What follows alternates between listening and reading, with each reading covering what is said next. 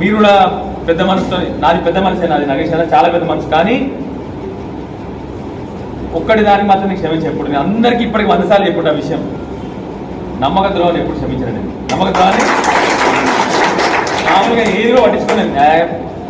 నేను ఎప్పుడు నా ఫీలింగ్ ఏంటంటే నేను కరెక్ట్ చేస్తాను, నేను చాలు, నేను కరెక్ట్ చేసి వేరే ఎప్పుడు అడగాల్సిన అవసరం లేదు. నేను కరెక్ట్ పద్ధతిలో చేస్తా, కరెక్ట్ పనులు చేస్తా, నాకు దొంగ పనులు రావు, ఏమి రాకూడదు. కానీ ద్రోహం మాత్రం, ద్రోహాలు చాలా ఉంటాయి, నాలో నమ్మక ద్రోహం ఒకటి మాత్రం నేను ఎట్లా క్షమించా, నీ మాట నిలబెడతా, డోంట్ వరీ, నువ్వు తప్పకుండా నిలబెడతా మాట. మీ అందరిని కోరేది ఒకటి, యువకుల్ని మీ చేతిలో ఉంది.